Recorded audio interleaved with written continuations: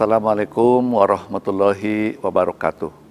Saya Musliar Kasim, Rektor Universitas Baitur Rahmah, atas nama seluruh sivitas akademika dan pengurus Yayasan Pendidikan Baitur Rahmah menyampaikan selamat menunaikan ibadah puasa tahun 1444 Hijriah.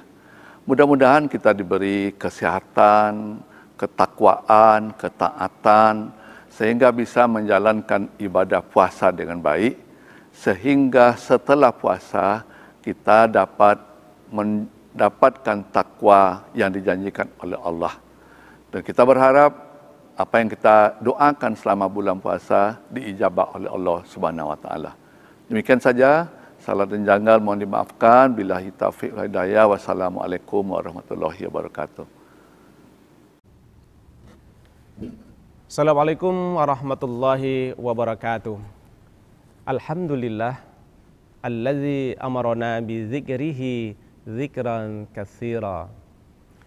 Asyhadu an la ilaha illallah wa asyhadu anna Muhammadan abduhu wa rasuluh la nabiyya ba'dah.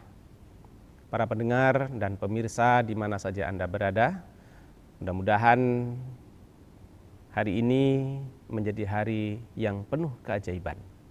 Karena tidak ada kehidupan ini yang kebetulan. Allah berikan semua kehidupan ini dengan penuh keajaiban. Oleh karena itu, marilah tetap bersyukur apapun dan sekecil apapun yang diberikan oleh Allah. Terutama adalah kenikmatan sehat dan juga panjang umur. Salawat beri salam tetap buat junjungan kita Nabi besar Muhammad sallallahu alaihi wasallam. Allahumma sholli ala Muhammad wa ala alihi wa sahbihi ajma'in. Para pemirsa di mana saja Anda berada, untuk pertemuan kali ini kita akan membahas tentang dosa dan ibadah penghapusnya. Kalau kita berbicara tentang dosa, wah ini sebetulnya adalah dekat dengan kita. Namun orang berbeda-beda menyikapinya tentang dosa. Orang berbeda menyikapinya, padahal sebenarnya dosa itu dekat dalam kehidupan kita. Pertama, ada orang yang hati-hati terhadap dosa, takut sekali dengan dosa. Para nabi, para aulia, para rasul itu tidak banyak berbuat dosa dan takut sekali. Nabi Ibrahim juga tidak banyak berbuat dosa, tapi doa-doanya luar biasa untuk minta ampun kepada Allah. Para orang-orang yang dekat pada Allah, para sufi, para ulama, tidak banyak berbuat dosa. Dia yakin dosa ada di sekitarnya dan luar biasa untuk menjauhinya. Tapi ada orang yang dengan dosa dia biasa-biasa saja. Biasa saja.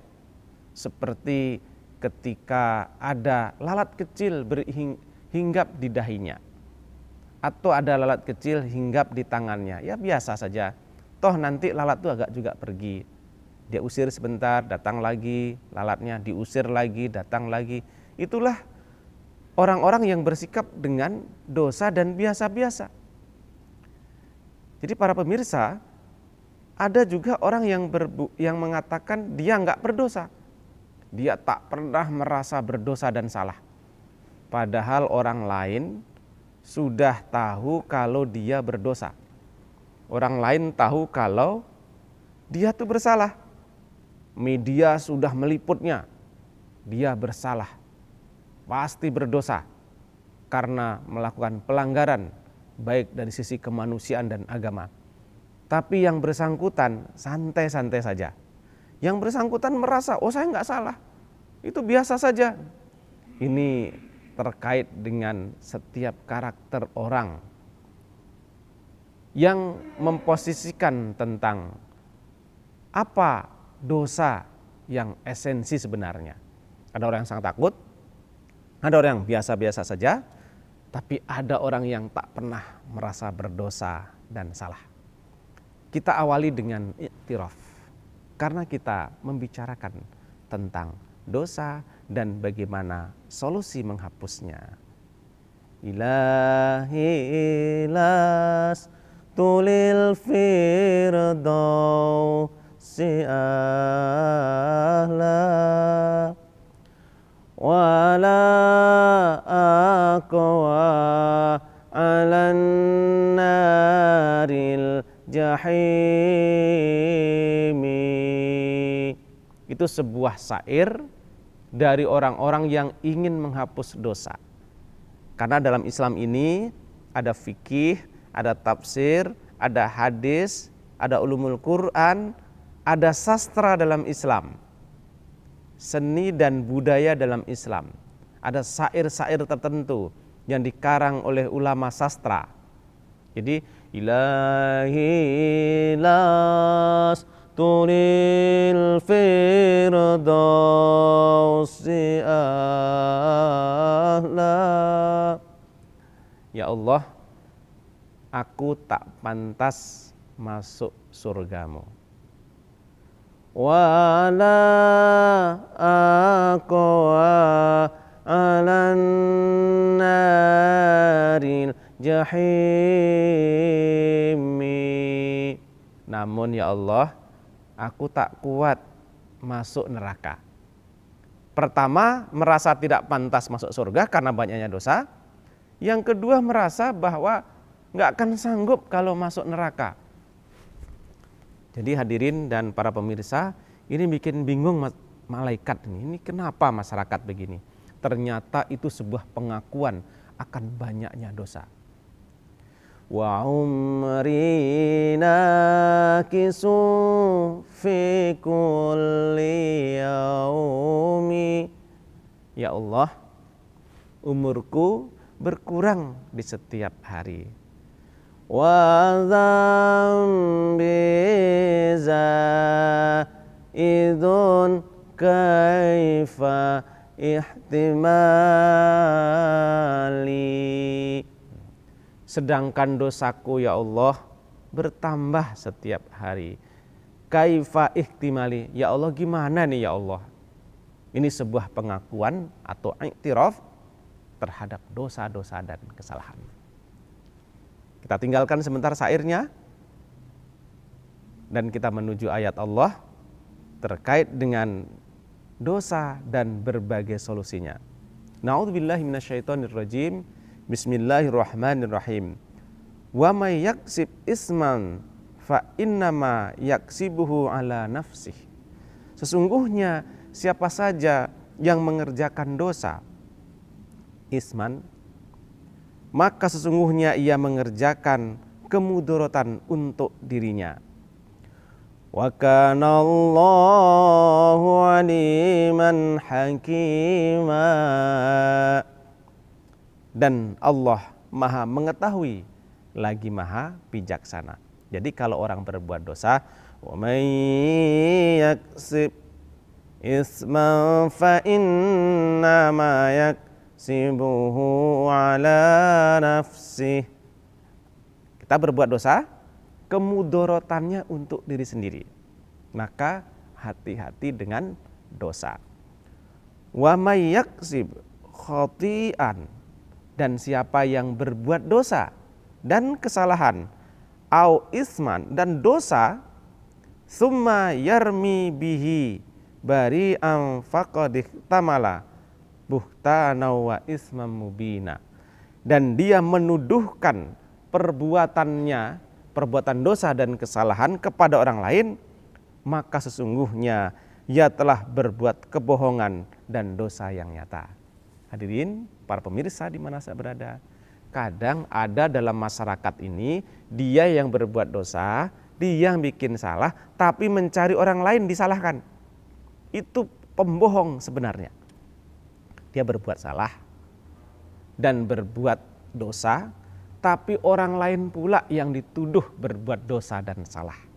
Maka sesungguhnya dia adalah pembohong yang sebenarnya.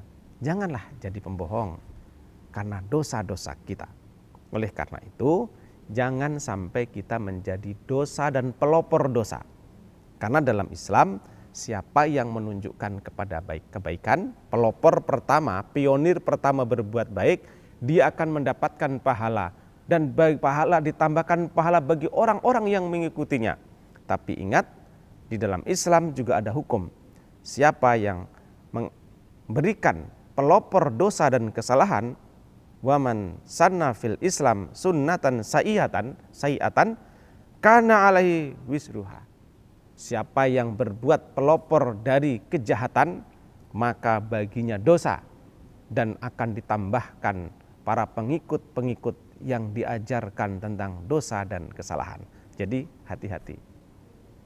Kemudian dalam Al-Quran juga Allah meringatkan kepada kita, jangan menjadi pelopor-pelopor berbuat dosa. Wa aminu bima anzaltu musaddiqal lima ma'akum walatakunu awwala kafirim bih.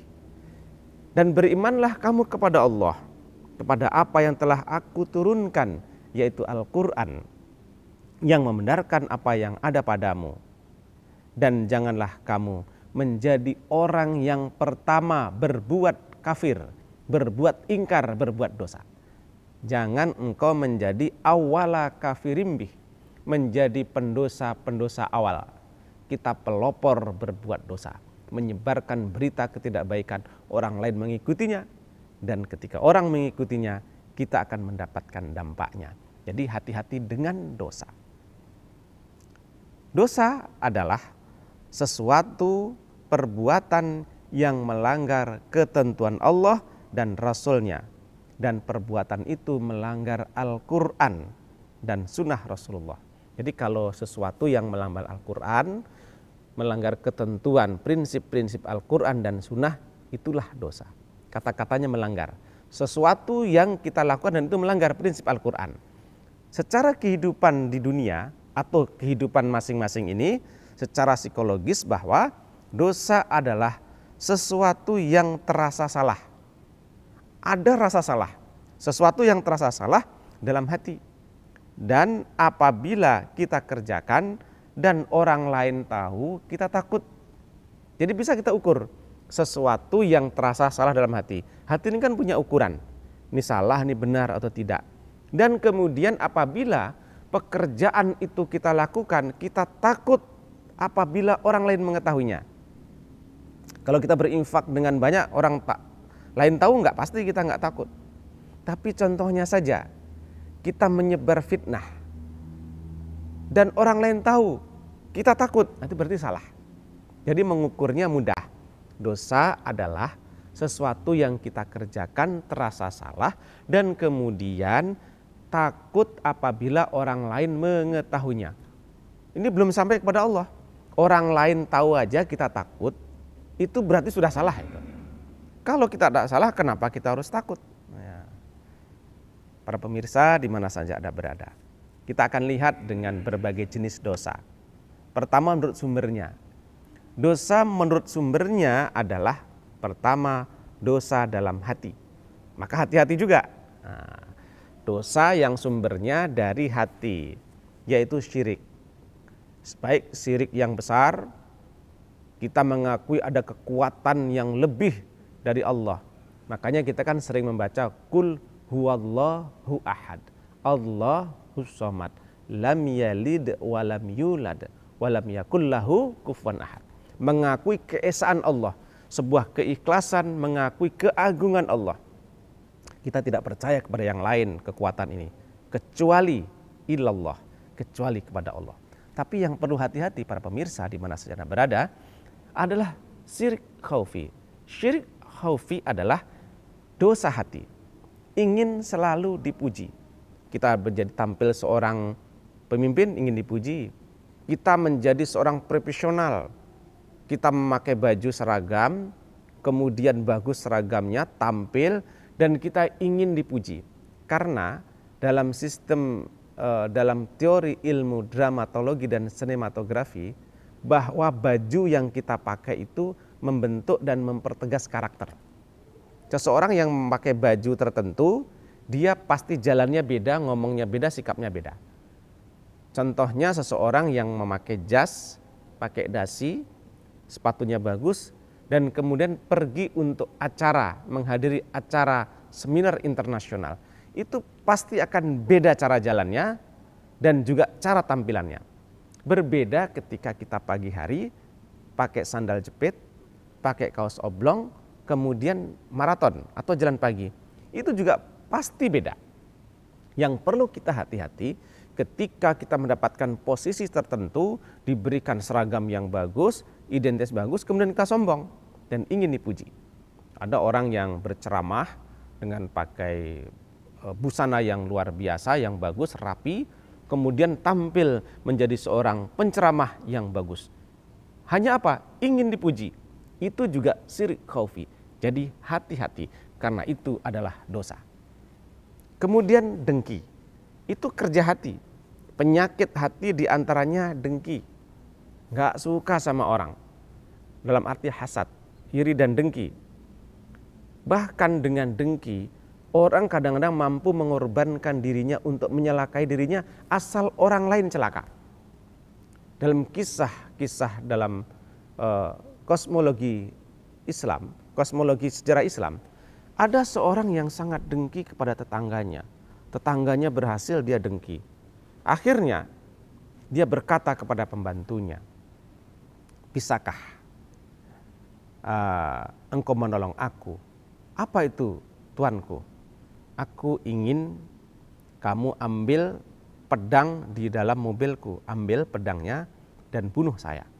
Setelah engkau bunuh saya, maka taruhlah mayatnya di depan pintu gerbang tetangga saya." "Loh, kok gitu, tuanku?" "Iya, karena saya inginkan dia masuk penjara, karena dia pasti dituduh menuduh aku, membunuh aku." Jadi dengki itu pun bisa membunuh diri sendiri karena sebuah dosa. Maka apa kata pembantunya? "Tidak perlu, wahai tuanku, karena itu akan mencelakakan diri sendiri dan Allah tidak akan mengampuni dosa-dosa untuk bunuh diri atau menyelakakan diri sendiri." Kenapa? Dampak dari dengki itu luar biasa. Dia mampu untuk meninggal atau mati hanya untuk orang lain bisa celaka, supaya nanti orang dituduh membunuh dirinya dan dipenjarakan. Dia akan senang di alam baka bahwa orang lain dipenjara, padahal belum tentu itu hasilnya. Itulah bahaya dengki. Oleh karena itu solusinya pertama, kita harus menyesal kepada Allah. An-nadamut taubah. Pintu pertama untuk minta ampun pada Allah itu adalah penyesalan. Ya Allah, begitu banyaknya dosaku ya Allah, begitu banyaknya aku terlalu jauh kepadamu ya Allah. Kemudian kita bertaubat kepada Allah dengan membaca istighfar.